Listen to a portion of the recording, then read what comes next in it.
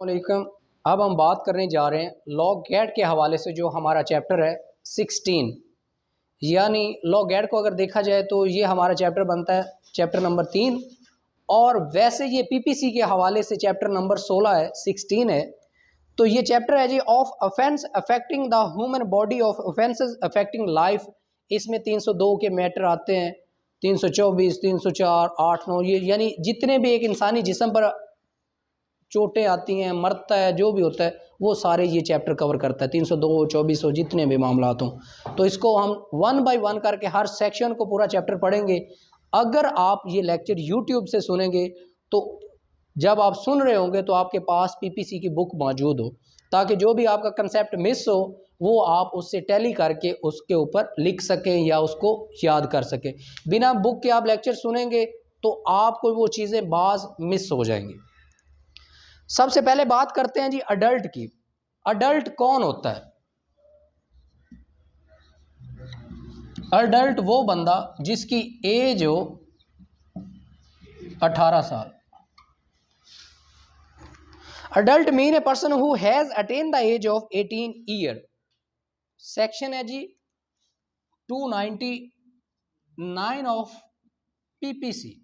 Section 299 है, इसकी सब सेक्शन 1 अभी हमने पढ़ा है। Adult means a person who has attain the age of 18 year. अर्श क्या है जी? अर्श, ये अभी हम इसकी डेफिनेशन ही इस चैप्टर की पढ़ रहे हैं। अर्श,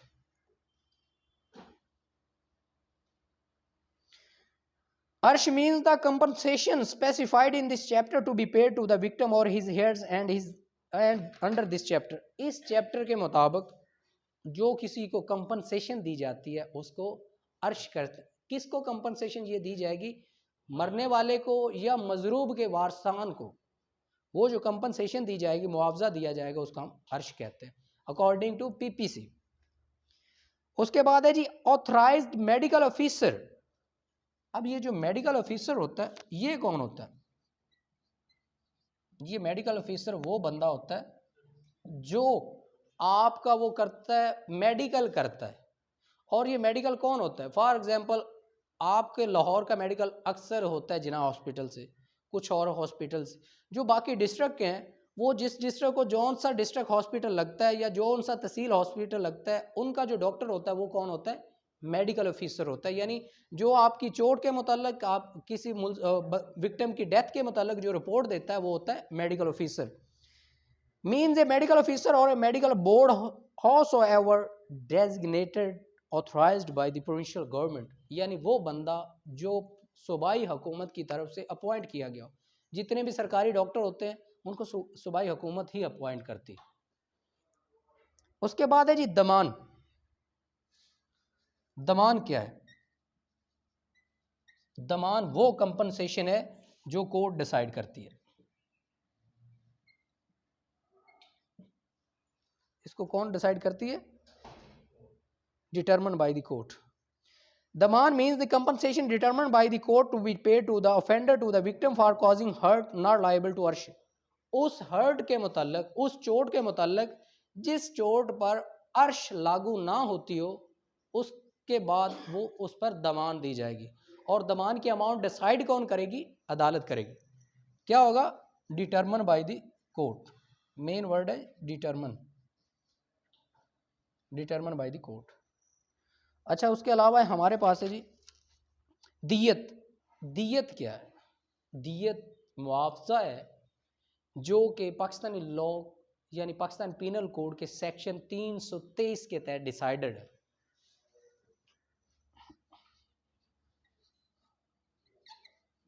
दियत, इसको जो लॉ डायरेक्ट डील करता है 323 डील करता है। 30,630 तोले सिल्वर की जो अमाउंट बनेगी, कम से कम तोले सिल्वर, ये सिल्वर, चांदी, हाँ सोने की और है, लेकिन इसमें अभी तक जो डिसाइड किया ना वो सिल्वर की अमाउंट को रखा गया। जिसको चांदी कहते हैं, आप चांदी कह सकते हैं। अच्छा, इसको सेक्शन 323 वाजे करती है, ठीक है। ये जो दियत जब भी डिसाइड होगी, कम से कम इसकी करंट रेशो जो होगी ना, 30,630 तोले सिल्वर की कीमत कम से कम डिसाइड होगी। इससे दियत की अमाउंट बढ़ सकती है। हर साल जो पाकिस्तान गवर्नमेंट है, हर साल जुलाई के फर्स्ट वीक में, फर्स्ट डेट को या फर्स्ट वीक को दियत की नई अमाउंट जारी करती है। कुछ भी हो सकती है। आजकल 22-24 लाख चल रहा है एग्जैक्ट। अच्छा, अप्रोक्सीमेटली, सॉरी। फसाद फिल अर्ज क्या है? Includes the past conduct the offender of whether he has an previous conviction or the brutal or shocking manner in which offense has been committed, which is outrageous to the public conscience, or if the offender is considered a potential danger to the community, or of if the offense has been committed in the name or the pretext of honor। यानी आप दुनिया में जो भी मामलात करते हैं, लड़ाई झगड़े और दुनिया का अमन व अमान तबाह करने की कोशिश करते हैं, चाहे किसी को डरा कर करें, मार के करें, कुछ शौक दे के करें, तो वो फसाद फिल अर्ज में आएगा कि ज़मीन में फसाद पैदा। गवर्नमेंट मीन्स क्या है? यहाँ पर गवर्नड का मतलब है जी provincial governed. Governed means provincial governed, provincial governed. यानी हम पंजाब में बैठे हुए ना, तो हाँ, हमारे यहाँ जो भी ऑफेंस होगा उसको पंजाब गवर्नमेंट ही डील करेगी। जो केपीके में बैठा है उसका जो भी जुर्म होगा वो केपीके गवर्नमेंट डील करेगी। तो हम अपनी गवर्नमेंट को देखेंगे, पीपीसी के मुताबिक जो जिधर है उस वही गवर्नमेंट कंसीडर होगी। उसके बाद है जी हमारे पास इकराए ताम। ये बड़ा इंपॉर्टेंट कंसेप्ट है। इकराए ताम और इकराए नाकस, ये दो बहुत इंपॉर्टेंट चीज़ें हैं। अक्सर इनमें होते हैं मसले मसाइल। इकराए ताम क्या है जी?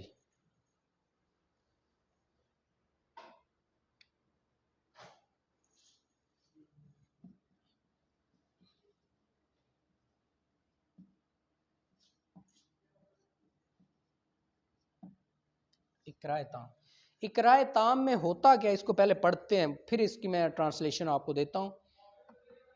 इकराए ताम means putting any person, his spouse or any of his blood relation within the prohibited degree, or marriage in fear of instant death or instant permanent impairing or of any organ of the body, or instant fear of being subject to sodomy or zina bil jabr। इकराए ताम ये है कि आप किसी बंदे को उस डराते हैं, उसकी फैमिली को डराते हैं। फॉर एग्जाम्पल ए है, ये बंदा है, इसको डराया जा रहा है। इसको क्या कहा जा रहा है? आपकी बीवी को उठा लिया जाएगा, आपके बच्चे के साथ गैर फितरी अमल किया जाएगा, आपकी बच्ची के साथ जना किया जाएगा, आपका हाथ काट दिया जाएगा, या आपके बीवी बच्चे किसी का भी। अगर ए को डराया जाए, ये क्या किया जा रहा है? ए को डरा कौन रहा है? X Y Z, for example X है, ये इसको डरा रहा है कि आपके साथ ये सारे ऑफेंस किए जाएंगे। किसके लिए? एक और काम करवाने के लिए। क्या करवाने के लिए? बड़ा जुर्म करवाने के लिए। इकराए ताम ये होता है कि आपको कोई बड़ा खतरा देकर आपसे कोई गैर कानूनी काम करवाना। इकराए ताम का कंसेप्ट क्या है? आपको किसी बड़े खतरे का डरावा देकर, बड़े खतरे से डरा कर, कि अगर ए को कहा जाता है अगर तू काम नहीं करेगा या ये जुर्म नहीं करेगा, तेरी बीवी को उठा लिया जाएगा, तेरे बच्चे के साथ गैर फितरी अमल कर लिया जाएगा, बच्ची के साथ जना कर लिया जाएगा, तेरा या तेरे बच्चे का या किसी और का हाथ काट दिया जाएगा, उसको मार दिया जाएगा। तो इन सूरतों में क्या है कि इसको फोर्स किया जा रहा है कि तुम कोई गलत काम करो, ठीक है, चाहे उससे कोई मर्डर करवाना हो, ब्लास्ट करवाना हो, कोई भी गलत काम करवाना हो। तो ये कंसेप्ट क्या है? इकराए ताम है। इकराए नाकस क्या है जी? ये दूसरा कंसेप्ट है।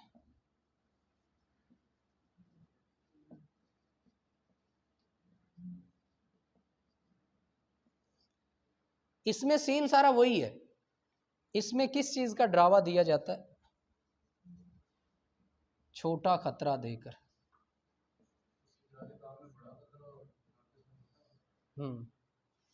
छोटा खतरा किस तरह? अगर तूने ये जुर्म ना किया तो तेरी गाड़ी जला दी जाएगी, अगर तूने ये जुर्म ये मामला ना किया तुम्हारी बाइक जला दी जाएगी, अगर तूने ये काम ना किया तुम्हारी दीवार गिरा दी जाएगी, तुम्हारे घर को आग लगा दी जाएगी। उससे जानी नुकसान तो नहीं है ना, कोई हमेशा के लिए आप माजूर तो नहीं ना हो जाएंगे, या आपकी बच्ची की या बच्चे की इज्जत तो नहीं ना चली जाएगी। वो आपको फाइनेंशियली और थोड़े लेवल का एक तरह का खतरा। छोटे लेवल पे आपको डरा कर जो काम करवाया जाता है ना वो क्या है? इकराए नाकस है।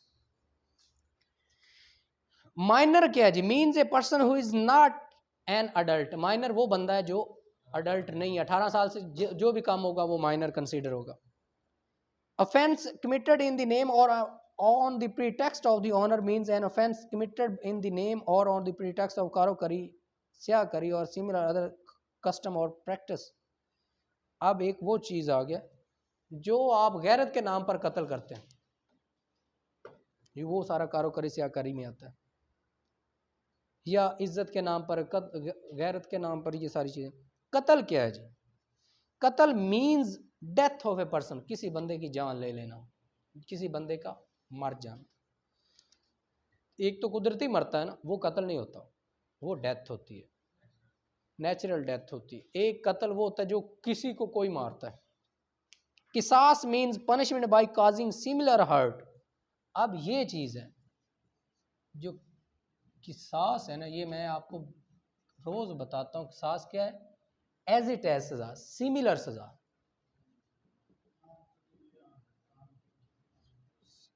अगर आप किसी का हाथ तोड़ते हैं तो आपका हाथ तोड़ा जाएगा, आप किसी को कत्ल करते हैं तो आपको भी सजाए मौत दी जानी चाहिए, आप किसी की टांग तोड़ते हैं तो आपकी, यानी एज इट एज अदले का बदला, ये है किसास।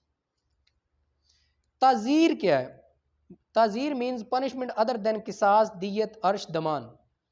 ताजीर वो सजा है जो किसास भी नहीं है, दियत भी नहीं है, दमान भी नहीं है, अर्श भी नहीं है, जो पाकिस्तान पीनल कोड के तहत आपको सजा दी जाए। हम अक्सर फिल्मों में सुनते आए हैं ना, आपको ताजीराते पाकिस्तान के तहत ये सजा दी जाती, इतने साल की कैद सुनाई जाती है, तो पाकिस्तान पीनल कोड के तहत वो होती है। वली कौन है जी? Wali means a person entitled to claim qisas. वली वो बंदा होता है, वारिस, सरबरा, सरप्रस्त, वो बंदा जो आपका किसास क्लेम कर सके। फॉर एग्जाम्पल, रॉबन को कोई चोट मारता है, कोई छोटी बात पे रखते हैं, बेचारा शरीफ बंदा, रॉबन को कोई चोट मारता है। अब इसका जो बड़ा होगा, जिसको राइट होगा कि वो उस किसास के मतलब क्लेम के मतलब बात कर सके, तो वो उसका क्या होगा? वली होगा। वो कंप्लेनेंट भी हो सकता है। इसके बाद आ गया जी हमारा कत्ले अमद। ये एक अलग सीन है। मेरी कोशिश होगी मैं इस सारे चैप्टर को आज कवर अप करूं।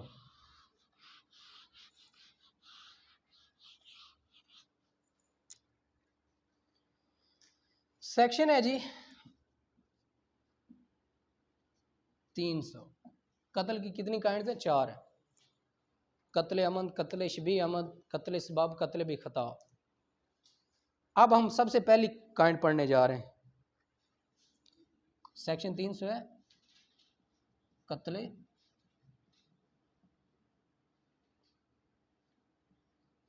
अमद। कत्ले अमद बेसिकली है क्या? Whoever with the intention of causing death, with the intention of causing bodily injury to a person by doing any act, an act which in the ordinary course of nature is likely to cause death, or with the knowledge that his act or is imminently dangerous, that it must in all probability cause the death of such person, is said to commit कत्ले अमद। कत्ले अमद क्या है? किसी बंदे को जान से मारना। किस तरह मारना? नीतन अरादा बनाकर पूरे इल्म के साथ किसी को मारना जो है कत्ले अमद है। कैसे? आप घर से निकलते हैं, आपको पता है मैं इसको जो चोट मार रहा हूँ, मैं जो इसको फायर मार रहा हूँ, जो मैं इसको डंडा मार रहा हूँ, राड मार रहा हूँ, कुचाकू मार रहा हूँ, छुरी मार रहा हूँ, इसका इस पर असर ये होगा कि ये मर जाएगा। यानी जो आप अमल कर रहे हैं उसका आपको पूरा पूरा इल्म हो कि इसके करने से ये बंदा मर जाएगा। तो वो क्या है, कत्ल अमद है, क्योंकि आप इरादतन कर रहे हैं। कत्ल अमद बेसिकली है क्या, इरादतन, इरादतन किसी दा कत्ल करना।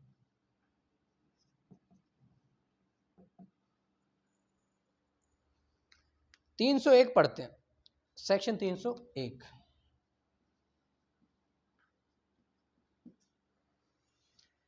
causing death of person other than the person whose death was intended, where a person by doing anything which he intend or knows to be likely to cause death of any person whose death he neither intend or nor knows himself to be likely to cause, such an act committed by the offender shall be liable for qatl am। आप एक बंदे को कत्ल करने का इरादा करके जाते हैं, यानी आप जाते हैं कि मैंने ए को कत्ल कर देना, ठीक है, ए को आप कत्ल नहीं करते, इरादा आपका जरूर है, आप कत्ल कर देते हैं, आपसे हो जाता है बी। कत्ल किसको करने जाते हैं, ए को, वो कौन जाता है, बी। लेकिन आप निकले तो घर से कत्ल करने की नीयत से थे ना, फिर भी वो कत्ल अमद ही है, इरादतन है। अब जिस वो उसकी ज़िंदगी थी वो बच गए, लेकिन आपने कौन सा दूसरे को छोड़ दिया, मार तो आए हैं ना किसी को, चाहे कैसे भी मारा है, एक कत्ल तो करा है ना, आप नियतन घर से निकले थे किसी को कत्ल करने या मारने। अब कत्ल अमद की सज़ा क्या है, सेक्शन 302। इस चैप्टर को, इस सारे को गौर से सुनिएगा, आपके जितने कंसेप्ट होंगे वो क्लियर होंगे, आपकी प्रैक्टिस होगी वो क्लियर होगी। Punishment of qatl amad, whoever commits qatl amad shall be subject to provision of this chapter be punished with death or qisas। Death पहली क्या कहता है जी, पनिशमेंट फर्स्ट बताता है डेथ एज किसास, पहली सजा वो ये बताता है कि उसको किसास होगा, जो बंदा कत्ल करेगा उसका कत्ल होगा, डेथ एज ए किसास। दूसरी punish with death or imprisonment for life as a tazir having regard the facts and circumstances of the case if the proof in either of the form specified in section 304 is not available, और अगर उस पर किसास लागू नहीं होता तो फिर क्या है, उसको उम्र कैद दी जाएगी, लाइफ इम्प्रिजनमेंट, या तजीरात के तहत उसको डेथ दी जाएगी। पहली सजा है डेथ है, किसास दी जाए, दूसरी सजा यह है कि उसको लाइफ कैद दी जाए, उम्र कैद दी जाए, और साथ सजाए मौत भी दी जा सकती है। उसके बाद नंबर सी पे, punish with imprisonment of either description for a term which may extend to 25 years where according to the injunction of Islam with the punishment of qisas is not applicable, यानी जिसको भी सजा देनी चाहिए कम से कम 25 साल, कितनी, 25 साल, provided that nothing in clause C shall apply where the principle of fasad fil arz is attracted, and in such cases only clause A or clause B shall apply। यानी जब दुनिया में ये मैटर आ जाए कि इसने ना सिर्फ कत्ल किया बल्कि फसाद फिल अर्ज का भी ये मौजब बना है, तो उसको पहले दो क्लासेस की सज़ा देनी चाहिए। ये पहली क्लास है, ये क्लास नंबर 2 है, वो 3 में आता है, ठीक है, यानी डेथ एज ए किसास देनी चाहिए या उम्र कैद या सजाए मौत देनी चाहिए एज ए ताजीर। ये जी था हमारा सेक्शन 302। इसके बाद हम पढ़ने जा रहे हैं 303।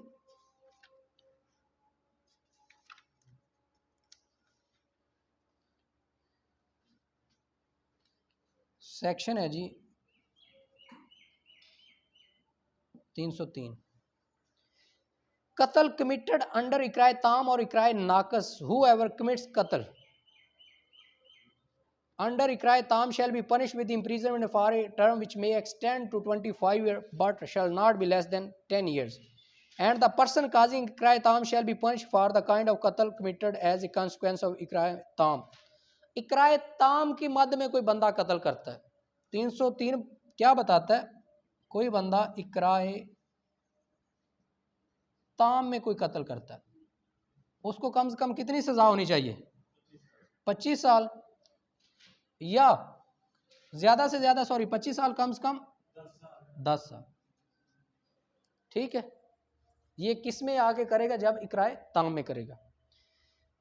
Under ikrah naqis shall be punish for kind of qatl committed by him and person causing ikrah naqis shall be punish for imprisonment for a term which may extend to 10 year.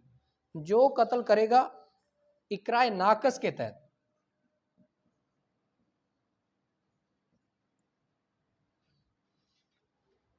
उसको कितनी सजा होगी? 10 साल। ये सारी चीज़ें डिटेल में लिखने की कोई ज़रूरत नहीं होती, बस ये वर्ड ही आपको वो सेक्शन याद करवाने के लिए काफ़ी होते हैं। ये जैसे इकराए ताम में 25 साल और 10 साल, और इकराए नाकस में 10 साल। बात प्रूव होगी ना? मेन चीज़ है हमारी अंडरस्टैंड करना चीज़ को। बेसिकली उस पर रिसर्च करने के लिए हमारे पास बुक्स हैं। अपने नोट्स के लिए वन लाइनर नोट्स काफ़ी है, लेकिन अगर रिसर्च करनी है तो बुक्स बड़ी बड़ी पड़ी हुई है हमारे पास। सेक्शन 304, असनैन कल आपके पास नोटबुक भी हो और वैसे भी बुक हो, ताकि आप भी ये सारे आप देखें, सारे किसी न किसी काम में मसरूफ़ हैं। यही काम होता है, ये जब टेस्ट होगा फिर ये मसरूफ़ होता है। Proof of qatl amd liable to किसास। अब जो कत्ल अमद है उसको एज ए किसास प्रूव करना है। इसको पेंसिल भी दो। Proof of qatl amd liable to qisas shall be in any of the following form namely. अब जो कत्ल अमद हुआ है सेक्शन 300 के तहत, उसको प्रूफ करना है कि ताकि उस पर किसास लागू। Proof of qatl amd liable to qisas, the accused make before a competent to try the offence a voluntarily and true confession of the commission of offence. वो क्या कर ले? जब जो क्या कहते हैं अक्यूज्ड है वो अदालत के सामने कन्फेशन कर ले, ट्रू कन्फेशन कर ले, मान ले सच्चे दिल से, आज़ादी, बगैर किसी दबाव, बगैर किसी डर के कि मैंने मारा, तो फिर क्या होगा? फिर उस पर लागू होगी सेक्शन 304 के तहत किसास। अब बी पढ़ते हैं इसका। By the evidence as provided in article 17 ऑफ द कानून शहादत ऑर्डर 1984, या ऑर्डर 17 के तहत वो प्रूव हो जाए। ऑर्डर 17 हमने पढ़ा है ना? मैंने ये बताया था कि कौन और कितने, अगर इसके जो गवाह हैं वो पूरे और मनोन साबित कर दें कि इसने कत्ल किया, तो फिर भी किसास होनी चाहिए। The provision of sub section 1 shall mutatis mutandis apply to a hurt liable to qisas. यानी जो प्रोविजन 1 है 304 की, अक्यूज्ड कन्फेशन, अगर हर्ट में भी बंदा वो मनो वन उसको तस्लीम कर लेता है तो ये एज इट एज अप्लाई होगा। ठीक है, ये जी था हमारा सेक्शन 304। 305 पढ़ते हैं।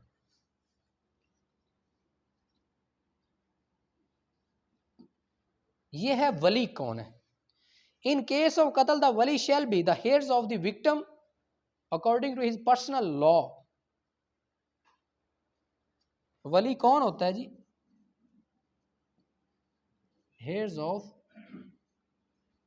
विक्टिम, मजरूब के जो वारसान होते हैं वो वली होते हैं। According to his personal law, but shall not include the accused or convicted in case of qatl amd if committed in the name or pretext of honour and. यानी अगर कोई गैरत के नाम पर कत्ल किया जाए तो उसमें वो वली शामिल नहीं होगा। अब इसमें कहता है the government if there is no heir, अगर किसी का कोई वली है ही नहीं, कोई लावारिस बंदा कत्ल हो जाता है, तब कौन वली होगी? स्टेट होगी, गवर्नमेंट होगी या स्टेट होगी।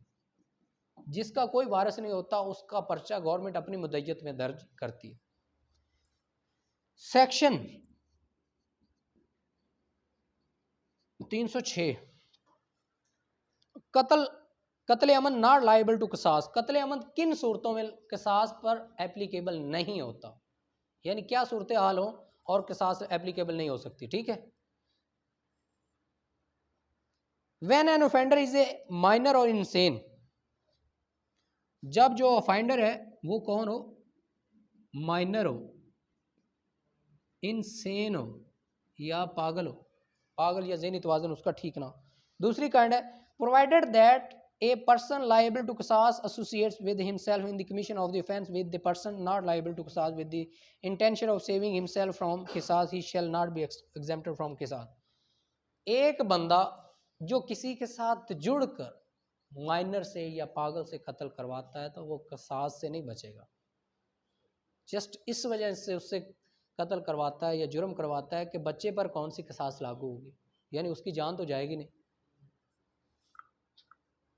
उसके बाद बी पढ़ते हैं, when an offender cause death of his child or grandchild how low soever and, जब कोई बंदा अपने दादा पोता बच्चे को कोई भी मारता है अपने ब्लड रिलेशन को, उस पर भी क़िसास लागू नहीं होगी।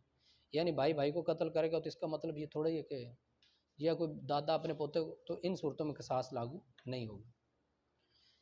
जुर्म ज़रूर होगा, कत्ल ज़रूर होगा, लेकिन क़िसास लागू नहीं होगी। और सज़ाएँ बड़ी हैं, 25 साल है, उम्र कैद है, ठीक है। when any wali of the victim is a direct descendant how low so ever of the offender, यानी जो उसके वारसान है वो वली जो विक्टिम है और उसके वारसान डायरेक्ट ही उसके वारसान हो, विक्टिम के वारसान ही मुजरम हो, तब भी क़िसास लागू नहीं होगी, ठीक है। इसमें ये होता है ना कि फॉर एग्जांपल हस्बैंड अपनी बीवी को मार देता है या बीवी अपने हस्बैंड को मार देती है, तो इसमें क्या है, बीवी का तो वली हस्बैंड ही होता है, अब वही मुजरम है तो इस पर क़िसास लागू नहीं होगी। बात समझ आ गई, कंसेप्ट समझ आ गया। सेक्शन 307(6) हो गया ना। क़िसास केसेस इन विच क़िसास फॉर कत्ल अमद शैल नॉट बी इन्फोर्स्ड, किन सूरत हाल में जो क़िसास है वो इन्फोर्स नहीं हो, क़िसास लागू हो गई है, क़िसास की सज़ा भी उसको अवार्ड होगी। सेक्शन 307 हमें ये बताता है, इसको साइलेंट पे कर लो, सेक्शन 307 हमें ये बताता है कि कौन सी सिचुएशंस हैं जिनमें जो क़िसास है उस पर अमल दरामद नहीं करवाया जा सकता, इन्फोर्स नहीं करवाया जा सकता, ठीक है शाह साहब। When the offender dies before the enforcement of qisas, अब जब तक उसको क़िसास देनी थी जो डिफेंडर है उसकी डेथ हो जाती है, सॉरी ऑफेंडर है, यानी जो मुजरम है क़िसास देनी है, आज 10 जून है, क़िसास होनी है किसी को 20 तारीख को, 20 जून को, ऑफेंडर की मौत हो जाती है 15 को, क़िसास तो एप्लीकेबल हो ही नहीं सकती क्योंकि जिसको सज़ा देनी थी वो पहले ही मर चुका है। When any wali voluntarily and without duress to the satisfaction of the court waives the right of qisas under section 309 और compounds under section 310, अब एक के वारसान वर्सा खुद ही छोड़ देते हैं कि हमें इसके मारने पर हमने इसको अल्लाह के वास्ते माफ़ किया, हम या किसी और वास्ते, मोस्टली यही होता है कि अल्लाह के वास्ते माफ़ कर देते हैं कत्लों को। जब एक बंदे ने माफ़ कर दिया, क़िसास छोड़ दिया, तब उस पर क़िसास लागू नहीं, क़िसास की सज़ा आ गई, पहली बात याद रखें, कि अदालत से उसको क़िसास की सज़ा मिल गई, प्रूव हो गया, लेकिन वारसान बाद में अगर छोड़ देते हैं तो क़िसास इन्फोर्सेबल नहीं होगी, या दोनों आपस में सुलह कर लेते हैं तब भी क़िसास लागू नहीं होगी। When the right of qisas devolves on the offender as a result of the death of the wali of the victim or on the person who has no right of qisas against the offender, अब दोबारा इसको, when the right of qisas devolves on the offender as a result of death of the wali of the victim, अब एक चीज़ है, जब क़िसास का right उस बंदे पर चला जाए जो वली मर जाए, अब ऑफेंडर ही खाली उसमें रह गया, तो वो छोड़ दे उस राइट को, तो फिर भी क़िसास एप्लीकेबल नहीं होगी, फिर उसको दूसरी सज़ा होगी। दोबारा आपको समझाता हूँ। When the right of qisas devolves on the offender as a result of death of the wali of the victim, जो और जो राइट है वो किस पर डिवॉल्व हो गया, ऑफेंडर पर। कैसे? बाप बेटे को मारता है, वली बनती है माँ, माँ मर जाती है, पीछे बेटे का वारिस कौन है? बाप ही रह गया ना, क़िसास नहीं होगा, इन्फोर्स नहीं होगा। एग्जाम्पल समझ आ गई? To satisfy itself that the wali has waived right of qisas under section 309 or compounded the right of qisas under section 310 voluntarily and without duress, the court shall take down the statement of the wali and such other person as it may deem necessary on the oath recorded an opinion that it is satisfied that the waiver or has the cases may be composition was voluntarily and not the result of any duress. आज़ादी से अपनी मर्जी से बगैर किसी दबाव के आप छोड़ देते हैं 309 के तहत या 310 के तहत सुलह कर लेते हैं। आप 4 वली हैं एक केस में, आप में से कोई एक भी राइट छोड़ देगा, किसास लागू नहीं होगी, कोई एक भी छोड़ देगा। फॉर एग्जाम्पल एक केस में 1 2 3 4 वली हैं, इनमें से ये 3 नंबर वाला कहता है मैंने अपना किसास का जो राइट है वो छोड़ दिया, बाकी चाहे 3 शोर डालते रहें कि नहीं जी किसास एप्लीकेबल। भाई जब सारे एक चीज़ पर मुतफिक होंगे तब किसास एप्लीकेबल होगा, अदरवाइज वो एप्लीकेबल नहीं होगा। ठीक है, उसके बाद है जी हमारे पास सेक्शन 308। ये अभी हम सारा किसको पढ़ रहे हैं, पीपीसी पढ़ रहे हैं, लेकिन 300 कत्ल अमद पढ़ रहे हैं अभी। Chapter 16 section 300। अब इसके फर्दर सेक्शन जो है वो भी इसी तरह हम नोट डाउन करेंगे। सेक्शन 308 पनिशमेंट इन कत्ले अमद नॉट लायबल टू किसास। कत्ले अमद की जो सजा है वो किसास ना हो तो क्या है जी, where an offender guilty of qatle amd is not liable to qisas under section 306 or the qisas is not enforceable under clause C of the section 307 the he shall be liable to diyat. जिस पर किसास लागू नहीं होगी उस पर क्या लागू होगी, दियत। Provided that where the offender is minor or insane, diyat shall be payable either from his property or by such person as may be determined by the court। यानी अगर मारने वाले माइनर या इंसेन है तो दियत कहां से दी जाएगी, दियत फ्रॉम प्रॉपर्टी, यानी उनकी कोई जायदाद तो होगी ना, तो उसको सेल करके या किसी भी तरह करके उससे दी जाएगी। Provided further that where at the time of committing qatl aman the offender being a minor had attained sufficient maturity or being insane had a lucid interval so as to be able to realize the consequences of his act, he may also be punished with imprisonment of either description for a term which may extend to 25 years as a तज़ीर। जब minor इस as का हो, चाहे 18 साल से कम ही हो, लेकिन उसको इतना पता हो कि वो कर क्या रहा है, तो फिर क्या होगा, उसको 25 साल सजा दी जाएगी। या पागल को भी पता हो कि वो क्या कर रहा है, कुछ अरसे में वो ठीक हो जाता हो, कुछ के वक्त उसको दौरा पड़ा रहा हो, तो जितने अरसे में वो ठीक है उतने में अगर उसने गेम डाल दी मारने वाली तो उसको भी 25 साल की सजा होगी। Provided further that where the qisas is not enforceable under clause C of section 307 the offender shall be liable to diyat only if there is any wali other than offender, and if there is no wali other than the offender he shall be punished with imprisonment of either description for a term which may extend to 25 years as तज़ीर।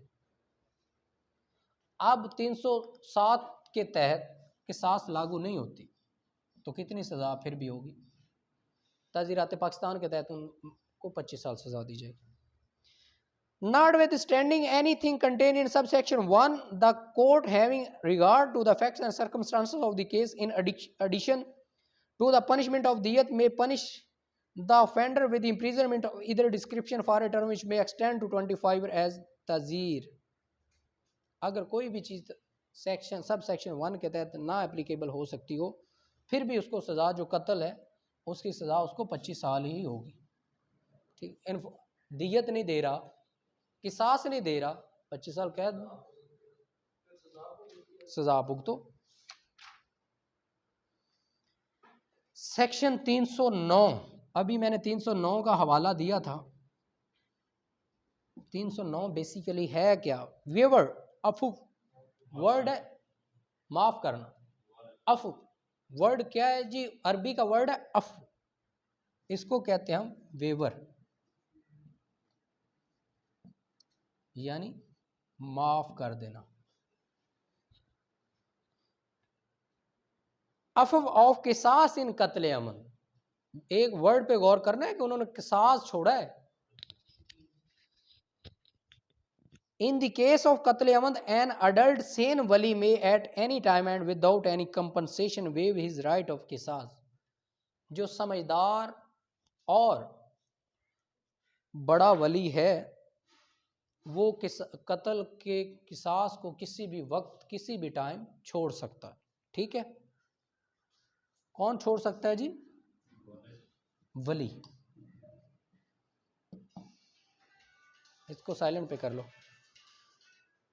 Where the government is the wali, आगे नीचे वो ये बताता है provided that right of qisas shall not be waived. Where the government is wali, जब government वली हो,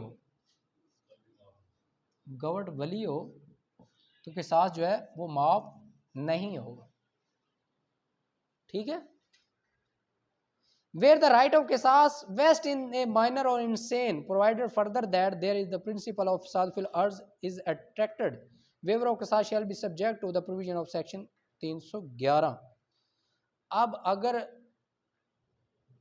जो वली हैं वो बच्चे हैं या कोई पागल है उनमें, तो किसास का जो राइट है वो सेक्शन 311 के तहत चला जाएगा। अब सेक्शन 311 क्या है वो मैं आपको बताता हूँ। Tazir after waiver of compounding of right of qisas in qatl amd, के किसास ना हो तो फिर ताजीर लागू होगी।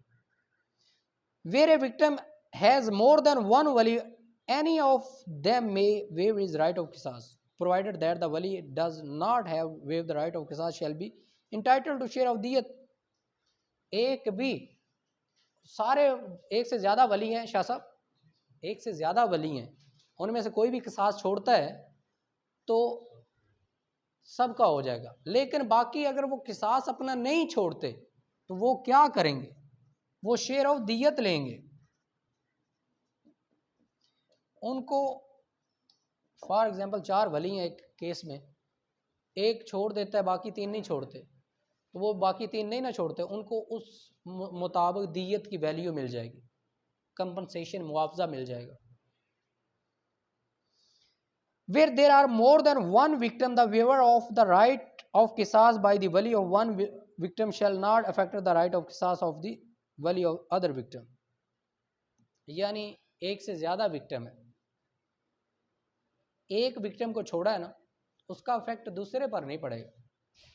2 मुजरम है, और सॉरी 2 मुजरम कह रहा हूँ, 2 मजरूब हैं, 2 विक्टिम हैं, 2 लोग मुतासर हुए हैं, एक की हद तक उन्होंने छोड़ दिया कि फॉर एग्जाम्पल ए भी मरता है बी भी मरता है, इसको छोड़ देते हैं, इसकी हद तक किसास माफ़ कर दे, इसकी हद तक नहीं माफ़ करते तो किसास एप्लीकेबल होगा।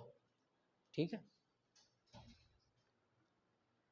Where there are more than one offender the waiver of the right of qisas against one offender shall not affect the right of qisas against the other.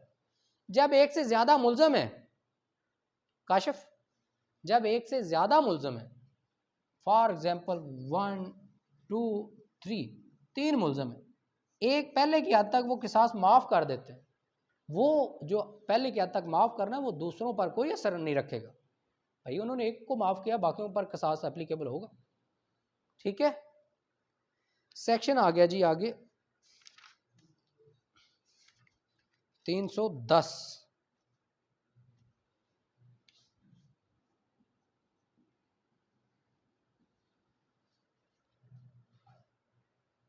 Punishment for giving a female in marriage और otherwise in बदले सुलह वनी और सवारा। आप कत्ल करते हैं, उसके बाद अक्सर गांव में पिंडों में ये सीन होता है, इधर वो थल वाले इलाके में भी आज भी कबायली इलाका जात में चलता है, जब कोई बंदा कत्ल करता है तो उससे बचने के लिए लड़की दे देते हैं कि इससे शादी कर लो, वनी कर देते हैं, लड़कियां, छोटी लड़कियां दे देते हैं, बड़ी लड़कियां दे देते हैं, एक एक 2 2 दे देते हैं कि कत्ल हमें माफ़ कर दो, ये हमारी लड़कियां ले लो, इनसे निकाह कर लो। तो इस तरह की वो कहते हैं कि अगर ऐसा कोई भी सीन हमारे सामने आया तो उसकी भी सज़ा होगी, जो कम से कम 7 साल है, और सॉरी ज़्यादा से ज़्यादा 7 साल और इससे कम 3 साल। इसको पढ़ते हैं।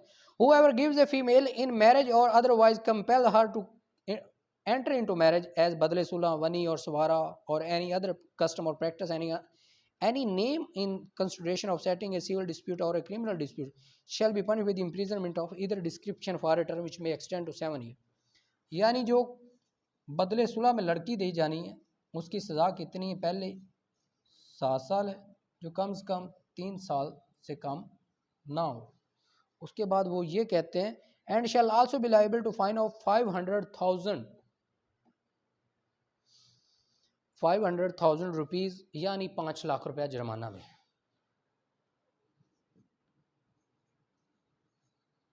ठीक है, ये है कि कत्ल में अगर लड़की देना, बदले सुलह में लड़की देना, उसकी सज़ा।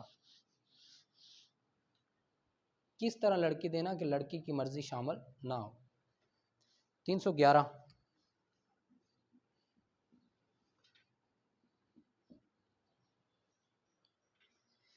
ताज़ीर after waiver or compounding of right of qisas in qatl amd where all the wali do not waive or compound the right of qisas, or if the principle of self-urge is retracted, the court may, having regard the facts and circumstances of the case, punish an offender against whom the right of qisas has been waived or compound the death or imprisonment for life imprisonment of either description for a term which may extend to 14 years as a तज़ीर। कुछ लोगों ने right छोड़ दिया, कुछ ने नहीं छोड़ा, तो इस तरह के मामलात में कितनी सज़ा होगी? 14 साल होगी as a tazir. Provided the offence has been committed in the name or pretext of honor, the punishment shall be imprisonment for life। अगर कत्ल गैरत के नाम पे किया जाए, इज्जत के नाम पे किया जाए, तो उसकी सज़ा कितनी है? 25 उम्र कैद।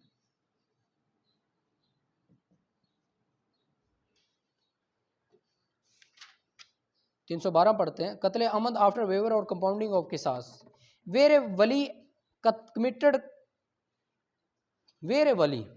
commits qatl amad of a convicted against whom the right of qisas has been waived under section 309 or compounded under section 310, such wali shall be punished with qisas if he has himself waived or compounded the right of qisas against the convict or had knowledge of such waiver of the composition by another wali, or diyat if had no knowledge of waiver of composition। इसमें क्या है? 312 में बड़ा अच्छा concept है, ये सुनो। एक बंदे ने कत्ल किया 300 के तहत, शाह साहब, एक बंदे ने कत्ल किया, कत्ल करने के बाद उसके वारसान ने उसको माफ़ कर दिया या उससे सुलह कर लिया।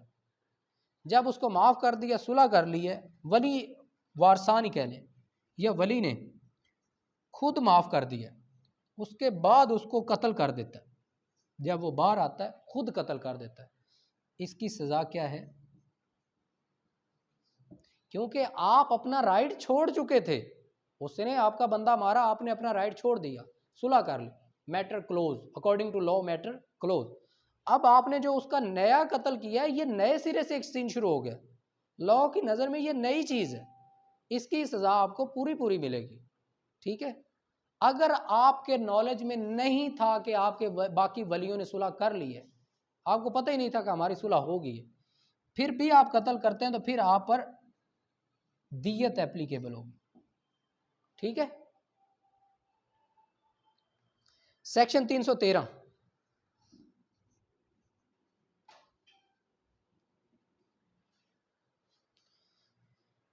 Right of qisas in qatl amd where there is only one wali, he alone has the right of qisas qatl amd, but अब there are more than the right of qisas vest in each of them.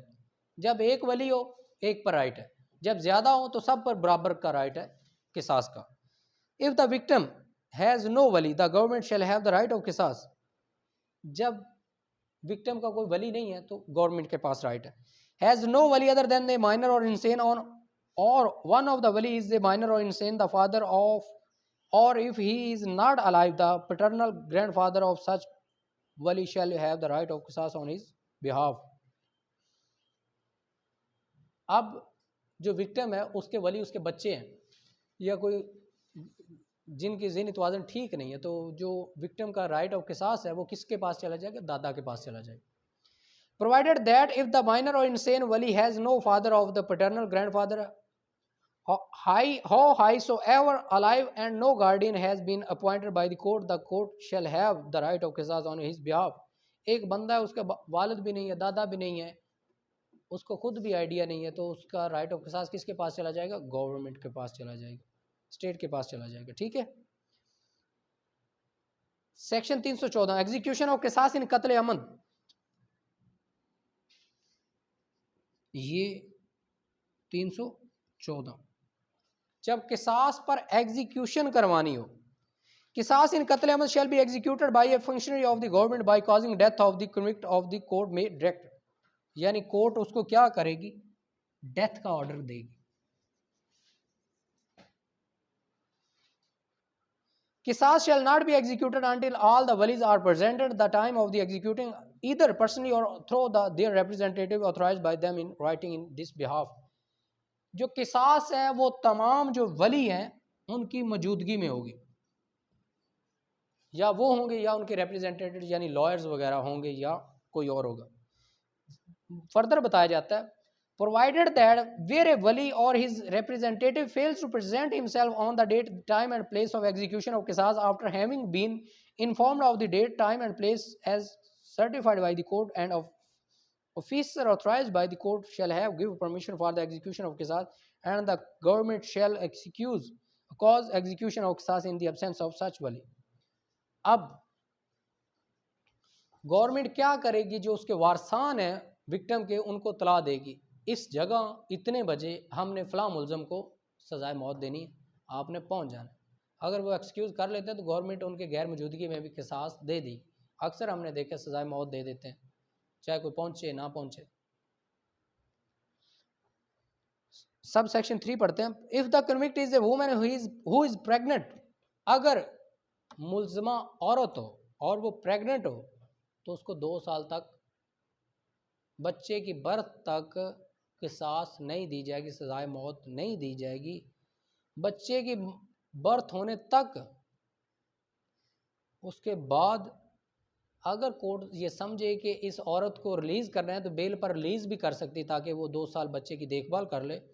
After 2 year तमाम मेडिकेशन करने के बाद, चेक करने के बाद उसको सज़ा दे देगी, या उसकी जो किसास है उसको सिंपल इम्प्रिजनमेंट में बदल देगी। किसास का तो ये है ना, मौत का बदला मौत। तो अगर गवर्नमेंट मुतमिन हो जाए या वैसे किसी अपील में या किसी तरह उस पर रहम आ जाए तो उसकी जो सज़ा मौत की सज़ा है वो उम्र कैद में तब्दील कर सकती है, ताकि बच्चे की जान के लिए, वो उसकी परवरिश के लिए उसके पास रह सके। उसके बाद है सेक्शन 315। ये एक नया कंसेप्ट है। पहले हम क्या पढ़ रहे थे? कत्ले अमद के ये सारे हमने कंसेप्ट पढ़े हैं, सारे लिखे हैं ना। अब हम पढ़ने जा रहे हैं कत्ले शबी अमद। इसमें होता क्या है? इसमें बंदा अगले को मारने की नीयत से नहीं जाता, गिद्दड़ कोट जिसको कहते हैं वो करने जाता है। गुजियाँ सट्टा, कत्ले शबी अमद सेक्शन है जी 315। ये चीज़ याद रखनी है कि कौन सेक्शन किसको डील करता है। कत्ले शबी अमद,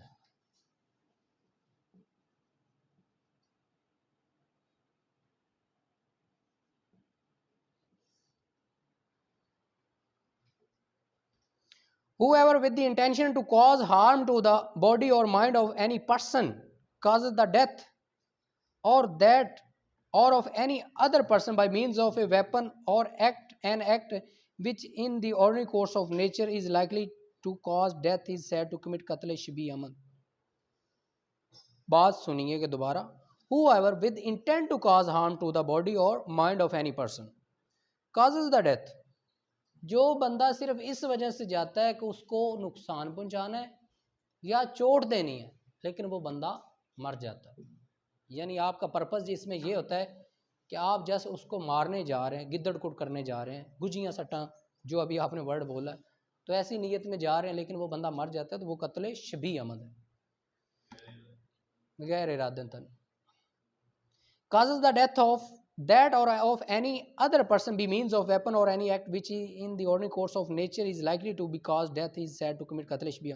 लेकिन आपको इस चीज़ का आइडिया है कि जिस वेपन से, जिस चीज़ से आप मार रहे हैं अगले बंदे को, ये मर भी सकता है। आपकी नीयत चाहे उसको मारने की नहीं थी, आप घर से इरादा बनाकर नहीं निकले। कत्ल शबीह अमद क्या है? गैर इरादे से किसी को मारना या कत्ल करना। आप घर से बस उसको कुट लगाने के लिए निकले थे, फेंटी लगाने के लिए निकले थे, लेकिन आपको इतना पता था जिस राड के साथ मैं इसको मार रहा हूँ वो मर भी सकता है। तो ऐसी सूरत हाल में क्या है कि वो कत्ल शबीह अमद है। पानी ला दे, इसको भी जाकर रख दे।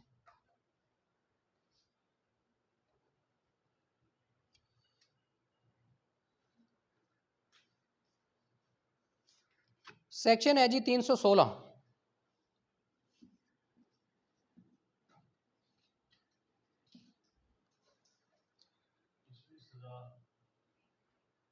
Punishment for Qatl Shibih Ahmad. Whoever commits Qatl Shibih Ahmad shall be liable to diyat and may also be punished with imprisonment of either description for a term which may extend to 25 years as तज़ीर।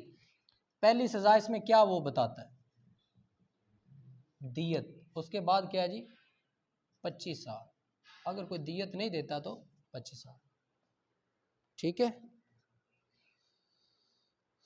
उसके बाद section 317। अब हम next phase में जा रहे हैं। Person committing कत्ल debarred from succession. एक बंदा डिबार्ड,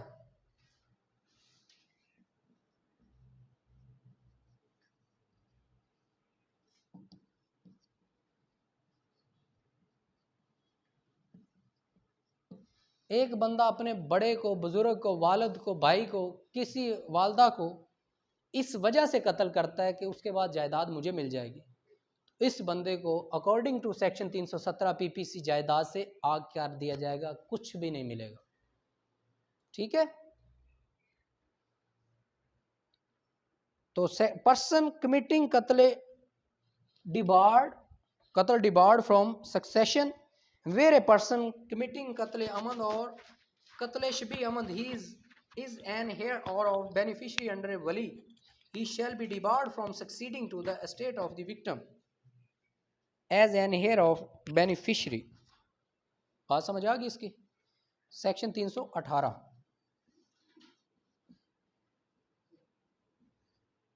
बस इतनी सी चीज़ें, ये बुलेट फॉर्म में आप चीज़ें याद रखते जाएंगे।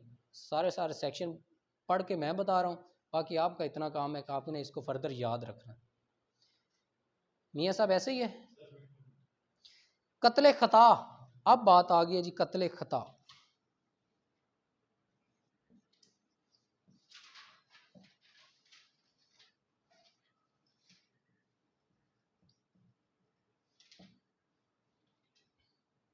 कत्ल खता में क्या है? ना आपका इरादा है, ना आपकी नीयत है, लेकिन बंदा मर जाता है आपसे बाय मिस्टेक। मैंने एक बाय मिस्टेक केस हराया था किसी को।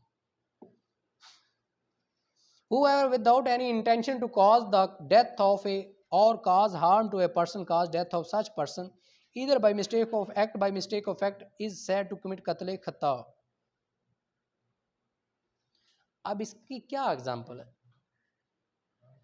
कोई बंदा जिसको मारने की नीयत ना हो आपसे मर जाए। अक्सर होता क्या है, जैसे अभी एग्जाम्पल दी है, बंदा बैठा हुआ है, गन को साफ कर रहा है, साफ करते करते बुलेट चल गई है, दूसरा बंदा मर जाता है, तो ये कत्ल खता है, क्योंकि आप बुलेट गन को उसको साफ कर रहे थे, आप उसको मारना नहीं चाहते थे। दूसरा ये, आप शिकार पर जाते हैं, दूसरी एग्जांपल ये, आप शिकार पर जाते हैं, आप जानवरों की तरफ शिकार कर रहे होते हैं, आगे दरख्त भी होते हैं, आप निशाना बनाकर जानवर की तरफ बैठे हुए हैं, फायर करते हैं, फायर से उतनी देर में जानवर की बजाय आगे से बंदा किसी दरख्त के पीछे से निकलता है, फायर उसको लग जाता है। आपका उस बंदे को मारना नीयत नहीं था, आप तो शिकार खेलने गए थे, बंदा तो ऐसे अचानक गोली के सामने आ गया, तो ये क्या है? कत्ल खता है। वो और चीज़ें आगे आती है। पनिशमेंट फॉर कत्ल खता। Whoever commits कत्ल खता shall be liable to diyat। ये ड्राइविंग भी इसी में आता है, कत्ल खता में। सेक्शन 319, उसको पहले क्या कहते हैं जी? पहली सजा है दियत। Provided that where qatl khata is committed by any rash or negligent act other than rash or negligent driving, the offender may addition to diyat also be punished with imprisonment of either description for a term which may extend to 5 years। यानी negligent driving के अलावा अगर कत्ल हो तो उसको कितनी सजा? साथ, दियत के साथ सजा होनी चाहिए 5 साल। ड्राइविंग की बात नहीं वो कर रहा, कहते हैं ड्राइविंग के अलावा अगर किसी, फॉर एग्जाम्पल अक्सर शादियों में हवाई फायरिंग से बंदे मर जाते हैं, तो इस तरह की नेग्लिजेंसी से अगर कोई बंदा मरता है तो उसकी सज़ा कम से कम 5 साल।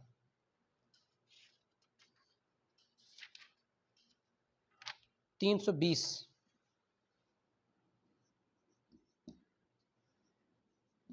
वन लाइनर चीज़ें हैं, इसी तरह लिखते जाएं, आपको सारा कुछ याद हो जाएगा जिस तरह मैं लिखता जा रहा हूँ बुलेट्स पॉइंट की फॉर्म में। अगर आप खाली बैठे रहेंगे तो फिर भी चीज़ें फिर आपको दोबारा एकदम से सारी पढ़नी पड़ेंगी। तो ये मेरे आपको लिखवाने का मकसद जस्ट यही होता है कि आप बुलेट फॉर्म में वन लाइनर नोट्स जो बनाते जाते होते हैं चीज़ों के मतलब, वो आप एक एक चीज़, यानी इसके दियत है, अगर इसके साथ दूसरे 5 साल सजा भी है। पनिशमेंट फॉर कत्ल खता bye rash or negligent driving, इसमें क्या है? रैश ड्राइविंग की वजह से,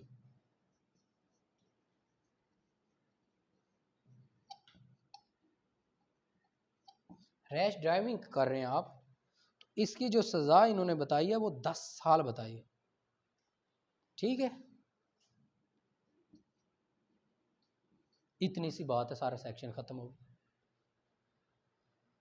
सेक्शन 321 कत्ले बिस सबब, इस इधर ही कर लें या फर्दर करते हैं? इधर ही करते हैं। इसको दोबारा लिख लेते हैं बल्कि,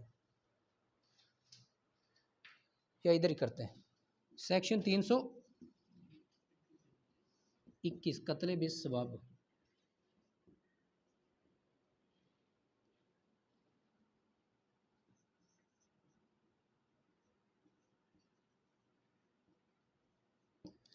कत्ल बिस सबब, आप किसी के कत्ल होने की वजह बन जाते हैं, सबब बन जाते हैं। इसकी एग्जांपल में, whoever without any intention to cause death or harm to any person does any unlawful act which becomes a cause for the death of another person is said to commit कत्ल बिस सबब। आप अपने घर के सामने sewerage के लिए गड्ढा खोद कर रखा हुआ है, रात को कोई उसमें गिर के मर जाता है, कत्ल बिस सबब है।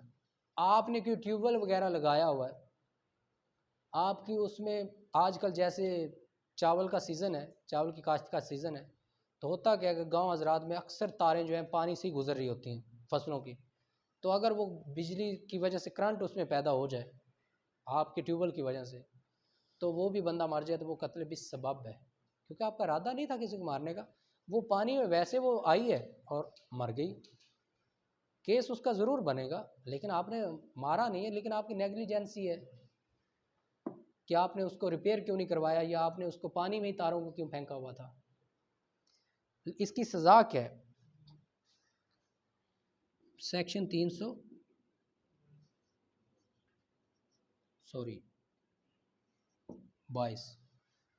फॉर हुएवर कमिट्स कत्ल सबब शैल बी लायबल टू दियत, इसमें कोई और सज़ा नहीं, सिर्फ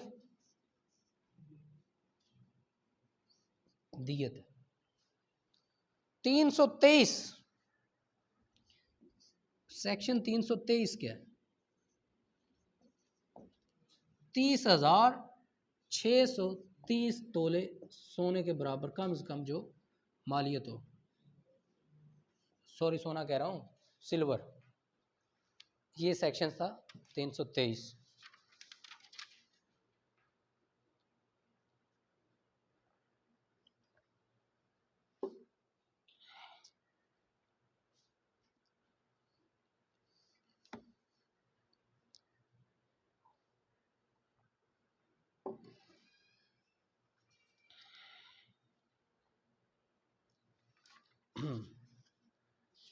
अब इसके बाद हम करते हैं 324 सेक्शन 324। ये एक नया सीन शुरू हो गया। ये हम आहिस्ता आहिस्ता कत्ल से निकल आए।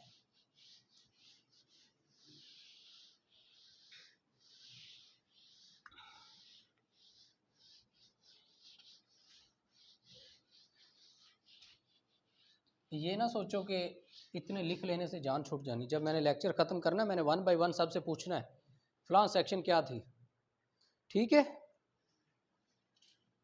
क्योंकि मैं अगर मेहनत कर रहा हूँ तो मैंने आपसे भी पूछना है। Section 324 attempt to murder.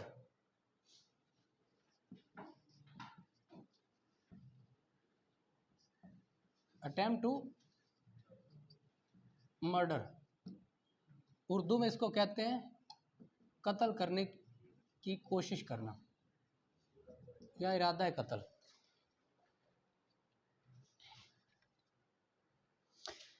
Attempt to commit qatl amd, whoever does any act with such intention or knowledge and under such circumstances that if he by that act caused qatl he would be guilty of qatl amd shall be punished with imprisonment of either description for a term which may extend to 10 years but shall not be less than 5 years if the offence has been committed in the name or on the pretext of honor and shall be liable to fine, and if hurt is caused to any person by such act the offender shall be liable to the punishment provided for the hurt caused, provided that where the punishment for the hurt is qisas which is not executable the offender shall be liable to arsh and may also be punished with the imprisonment of either description for a term which may extend to 7 years। अब ये कहते हैं कि आपने किसी को मारने की कोशिश की है, डंडा मारा है, फायर मारा है, वो बच गया, इसकी सज़ा, इसकी बेसिक डेफिनेशन पता किधर है? सेक्शन 300 में। ये बड़ा इंपॉर्टेंट चीज़ है। 300 निकालो। 300 में कहता है विद द इंटेंशन और knowledge of person harm any body और कॉज टू डेथ, यानी इरादतन आप किसी को मारने की कोशिश करते हैं या उसको नुकसान पहुंचाने की कोशिश करते हैं। इधर 324 में बस उसकी सजा दी गई है, मारने की आप पूरी कोशिश करते हैं, बंदा बच जाता है तो फिर आप पर 10 साल सजा लगती है, ठीक है? इसकी सजा कितनी है? 10 साल। अगर इस पर वो किसास इन्फोर्स नहीं होती तो फिर आप पर अर्श लगेगी, वो मुल्ज़िम पर अर्श लगेगी, साथ 5 साल सजा, ठीक है?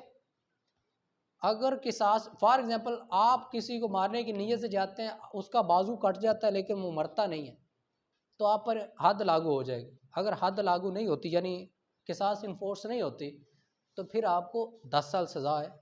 वैसे जर्नी ताज़ीरात पाकिस्तान के तहत 10 साल सज़ा है। अगर किसास लागू नहीं होती फिर आपको अर्श देनी पड़ेगी, अर्श के साथ 5 साल कैद काटनी पड़ेगी।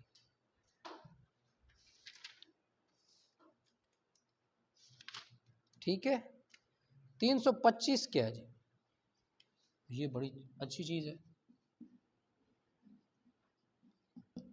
Suicide, attempt to suicide. नहीं 7 है, 7 कर लें, वो थोड़ी सी मिस्टेक होगी पर सुसाइड 7 कर लें, वो कोई इशू नहीं है, हो जाता है बाज़ दफ़ा तेज़ी में बंदा चलता 7 ही रहा, 7 साल सज़ा है।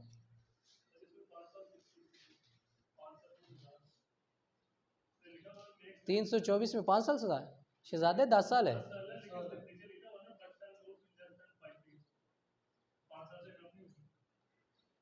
कम से कम 5 साल, shall not less than 5 year, यानी 10 साल इसकी सज़ा है और कम से कम इसको 5 साल देनी चाहिए। सेक्शन 325 है जी, सुसाइड, जो बंदा खुदकुशी करने की या खुद कुश्ती करने की कोशिश करता है, यार बंदे को होता है ना बाज़ दफ़ा माड़ा बंदा किसी तगड़े से लड़ पड़ता है तो वो खुद कुश्ती होती है। ये जस्ट आप लोगों को थोड़ा सा, तो खुदकुशी की जो भी कोशिश करता है उसको जो 1 साल सज़ा है, बस उसने कोशिश की, मरा थोड़ा ही।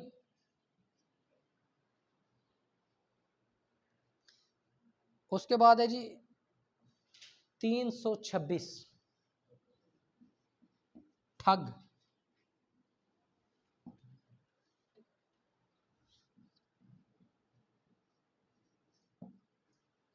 आज ठग भी पढ़ो, बेसिकली लॉ में ठग वर्ड है बकायदा, पहले नहीं ना पता था, पहले बस यही आप लोगों को सबको लगता था ये पिंडों का वर्ड है, ये लॉ का वर्ड है।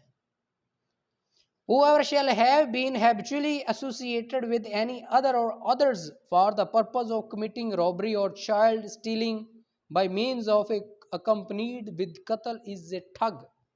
जो लोग इस तंजीम के साथ के जो लोगों के बच्चे उठाते हैं, लोगों के घरों में डाके डालते हैं या लोगों के बच्चे उठाकर उनको कत्ल करते हैं, वो कौन है?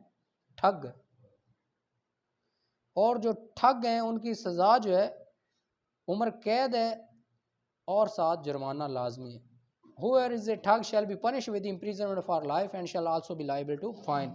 Section 327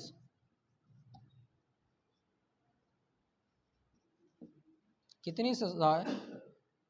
life imprisonment.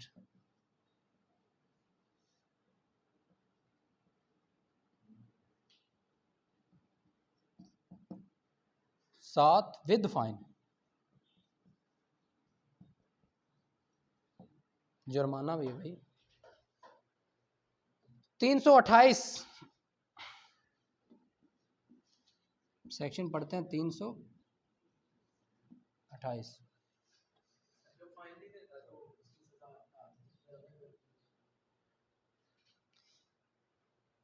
आपने किसी को कोई जुर्माना तो नहीं देना। Exposure and abandonment of child under 12 years by parent or person having care of it, whoever being the father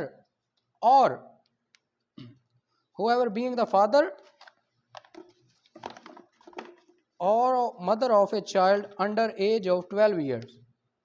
कितनी साल में? Under age of 12 years। or having the cares of such child shall expose or leave such child in any place with the intention of wholly abandoning such child shall be punished with imprisonment of either description for a term which may extend to 7 years or with fine or with both।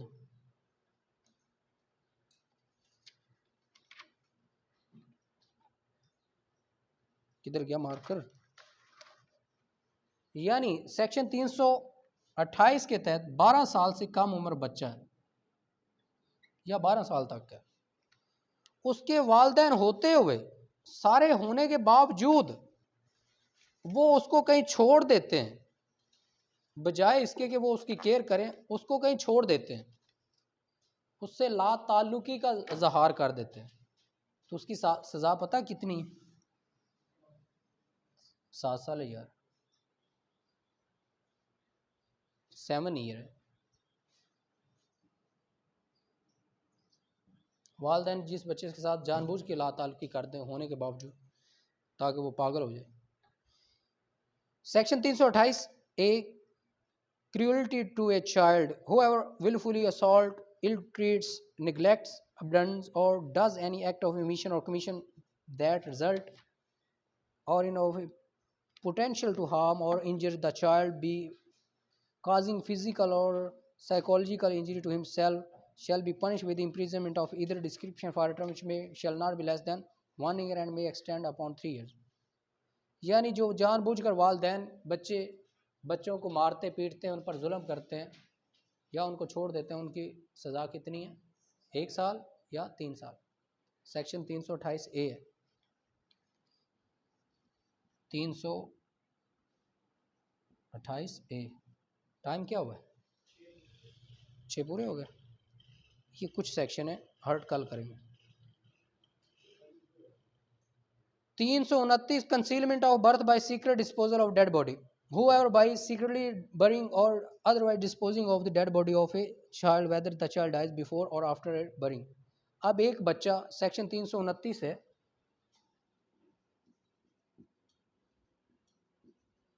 एक बच्चा मरा हुआ पैदा हुआ है या पैदा होने के बाद मर गया, आप उसको चोरी छुपे दफन करते हैं बताए बगैर किसी को, तो ये भी जुर्म है। कितनी साल सज़ा है इसकी? 2 साल और विद फाइन, और दोनों भी हो सकते हैं।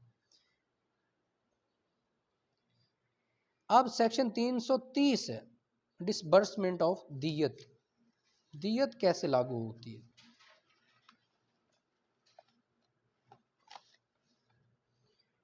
या इसकी तकसीम, diyat shall be disburse among the heir of the victim according to their respective shares in inheritance. अब जो सेक्शन 330 है, डिवीजन ऑफ दियत, दियत तकसीम कैसे होती है? तो जितने लोगों के अपनी जायदाद में हिस्से बनते होंगे उसके वारसान के, उतने हिस्से के मुताबिक उनको दियत तकसीम कर दी जाएगी according to inheritance. Payment of diyat, section 331, payment of diyat. The diyat may be made payable in lump sum or in installments separate over a period of 5 years from the date of the final judgment। जो दियत है वो इकट्ठी भी दी जा सकती है, 5 सालों की किस्तों में भी दी जा सकती है। अगर कोई बंदा दियत नहीं देता तो उसको कैद कर लिया जाएगा, ताकि जब तक वो दियत नहीं देगा तब तक उसकी जान नहीं छूटेगी। ठीक है ज़ैन, ये जी था हमारा आज का टॉपिक, जिसको हमने कत्ल की हद तक किया।